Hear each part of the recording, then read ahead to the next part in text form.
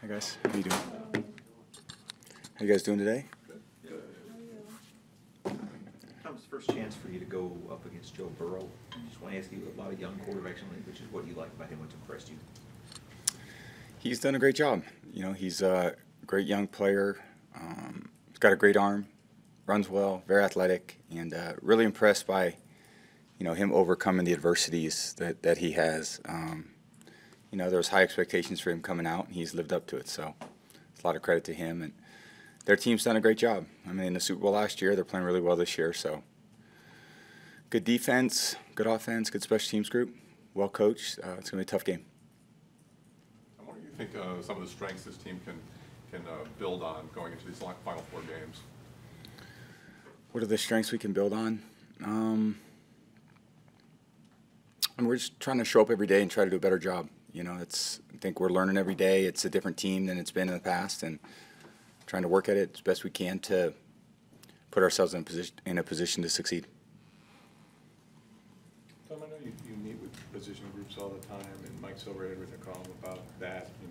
Part of his column was about how you meet with receivers the night before. How much changing or game planning do you do right up until? In other words, by the time you get there, the coaches know what you're doing, you're not moving guys. I mean, just how much of that is done by the time you get to the stadium?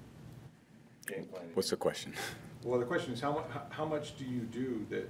Like he wrote that maybe the coaches were trying to follow along almost, that like in real time, they learn what changes you made the night before when they get to the stadium. Is that true? No, I have no idea.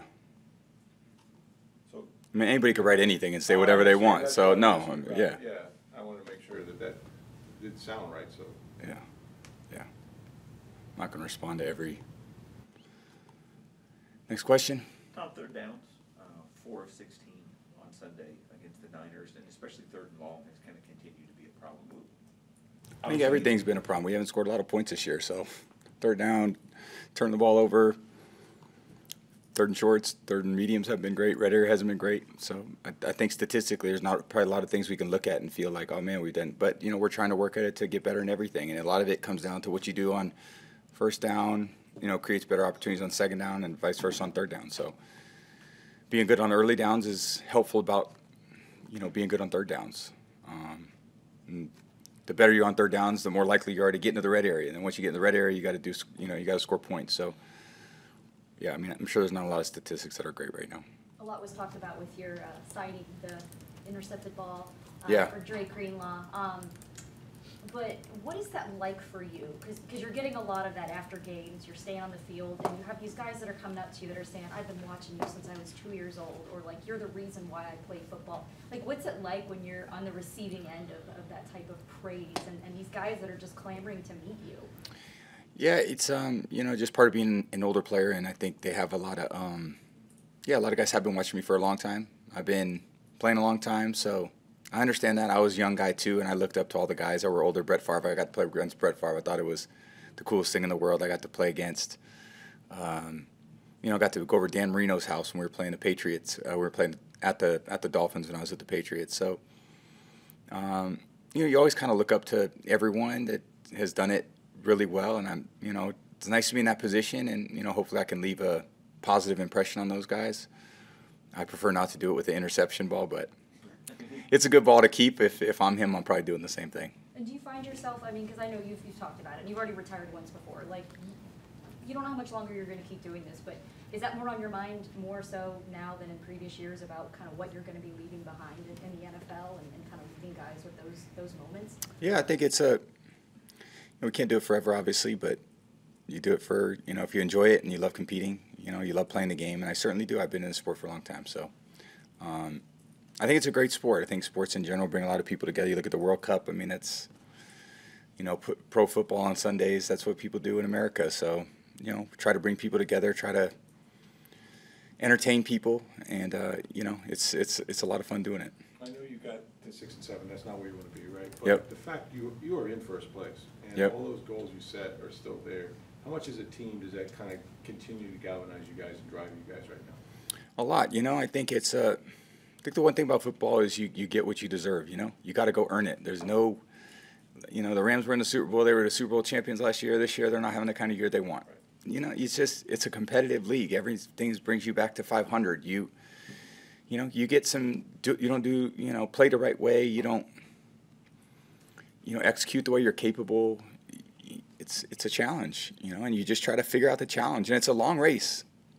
Yeah. You still got, you don't, it's not over in week 13. That's why you play all 17 weeks. So that's what we're doing. And, we'll see where we're measured at the end of the year, but there's no lack of, I guess maybe it's one of the strengths. There's no lack of quit. There's no lack of fight. Guys are practicing their ass off. We're trying to work hard to make the right improvements. And it's, every day you're challenged in this sport. You get up every day and your body feels a certain way, and your mind and your confidence and then you got to go coordinate that with everyone else's body and confidence and attitude, and you're trying to string together special teams, offense, defense. There's a lot to do, and it's really rewarding when it pays off.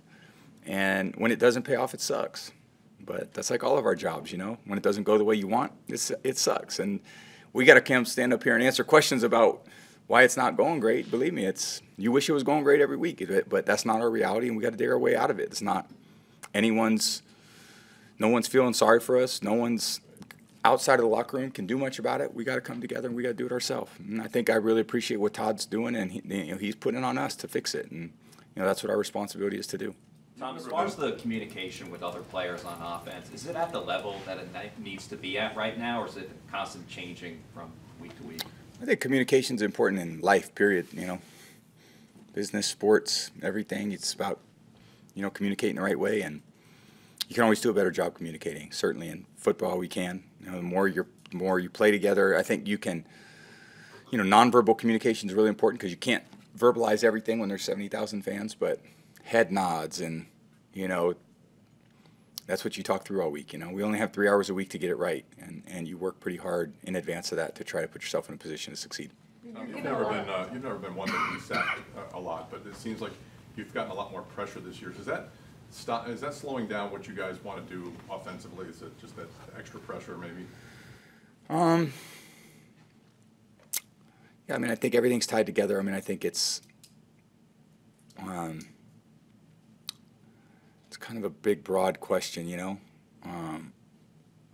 every quarterback would love to have 9 seconds to throw, but that's not the reality in the NFL. But, sometimes they make good plays, and sometimes they make bad reads and bad throws. So, our guys are fighting really hard up front and doing a good job. I think they're last week they played their butts off. No sacks, 55 throws against that front. That's a good front. So we're going to need to keep doing it. I want to go back to what you mentioned where you said Todd is you appreciate what he's doing because he's putting it on you guys to fix it. How so? Yeah, he's just really allowed the leaders, the players to say, guys, the coaches, we can't. You guys got to go out there and do it. We're going to coach you up, but you players got to go get it done. So that's what we're trying to do. You are given leeway on this offense, and obviously your input is heavily considered. When you do have plays that you do want to change or things that you want to tweak, how is the communication with the coaching staff? It's been great. I have a great relationship with Byron. I talk to Byron 100 times a day. So we talk about everything. Thank you, guys. Appreciate it. Thanks,